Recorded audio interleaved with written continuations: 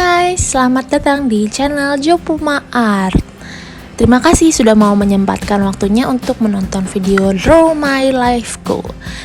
Di sini aku akan menceritakan semua perjalanan hidup aku dari mulai aku lahir sampai tahun ini 2020. Banyak kisah-kisah yang aku akan bagikan dan aku yakin itu dapat menjadi pelajaran juga untuk kita semua yang menonton. Jangan lupa di subscribe dan juga komen ya. Enjoy! Aku lahir dari keluarga Batak. Papaku itu marga Marbun, mamaku Boru Nenggolan. Jadi semua berawal dari mimpi mamaku. Mamaku mimpi didatengin sama opung borung mamaku. Opung boru itu artinya nenek ya.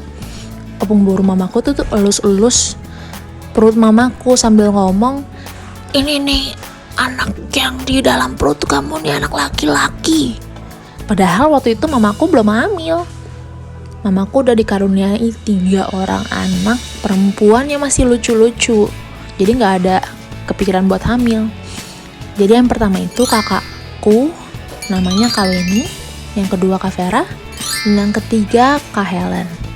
Mereka masih lucu-lucu, masih gemes-gemes, apalagi Kak Helen waktu itu. Jadi gak ada kepikiran sama sekali mamaku untuk hamil lagi.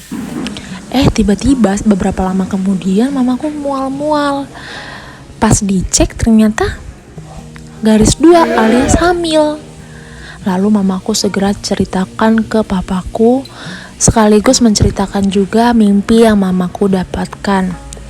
Mereka sangat senang karena di keluarga Batak itu anak laki-laki tuh sangat didambakan, dan kalau punya anak laki-laki tuh pasti senang banget. Jadi mereka berharap mimpi mamaku itu terwujud, berharap akan ada anak laki-laki nantinya. Nah, mamaku tuh kerja di kantor pusat pelatihan sarjana hukum.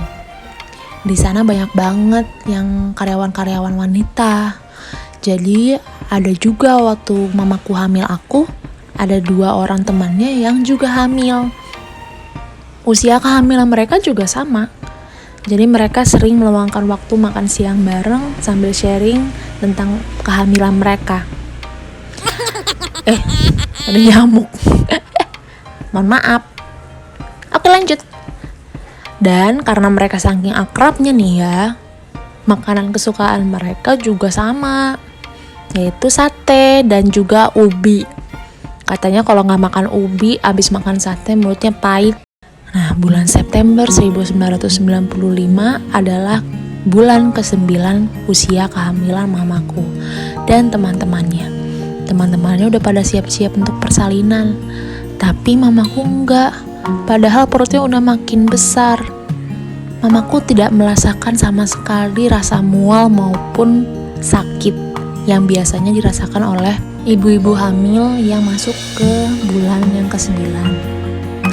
Akhirnya, ini lucu nih, mamaku lompat-lompat mulu setiap hari di rumahnya, berharap bakalan ngerasa mual ataupun sakit biar bisa bersalin, karena itu udah 10 bulan lebih di dalam kandungan, harusnya udah keluar.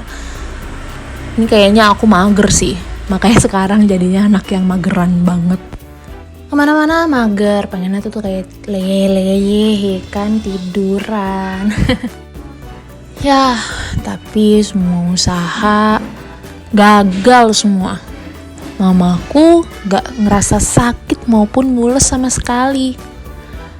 Jadi mamaku udah mulai khawatir karena mamaku tahu kalau kandungan terlalu lama di dalam perut itu gak bagus. Akhirnya mamaku memutuskan untuk ke rumah sakit untuk induksi. Sebenarnya banyak sih yang bilang induksi itu bahaya, baik untuk ibu maupun bayinya. Tapi mau gimana lagi, mamaku udah terlalu khawatir karena udah terlalu lama aku di dalam perut. Akhirnya semua rekan-rekan kantor mamaku berkumpul khusus untuk doain mamaku.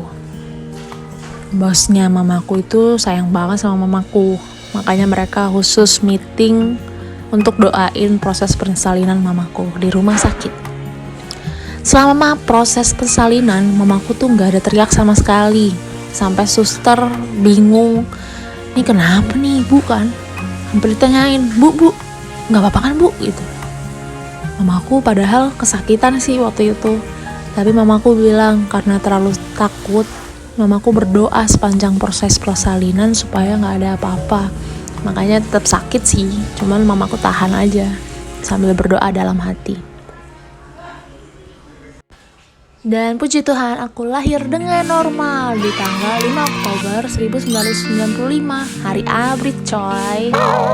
Jadi tuh selama setiap aku ulang tahun tuh langit rame, banyak banget tuh pesawat-pesawat. Aku gendut banget waktu itu, 4 kilogram. Aku dinamai Josephine Putri, sebelumnya Joseph Putra karena dikirain kan cowok, ternyata cewek yang sangat lucu, menggemaskan dan gendut. Setiap aku jalan tuh orang-orang tuh pasti ya ampun lucu banget, tapi aku nggak peduli itu, jalan aja gitu terus. Padahal banyak banget yang udah gemes-gemes gitu kan. Aku waktu di SD itu tuh aku puji Tuhan punya banyak prestasi, tapi tidak sebanding dengan temanku dikit. Waktu itu banyak banget yang ledekin aku karena aku gendut. Waktu kecil sih gemes sih, tapi waktu SD aku dikatain babi lah, dikatain gajah bengkak lah. Akhirnya kelas 6 SD aku bertekad untuk diet. Aku makan 1 kali sehari doang. Akhirnya kelas 6 aku kurus deh. Walaupun banyak yang ngebully aku waktu SD, aku gak pernah lupa sama 2 temanku ini. Namanya Farhana dan Siva. Selesai sekolah pasti aku main ke rumah mereka. Waktu SMP aku pindah ke Advent Salemba.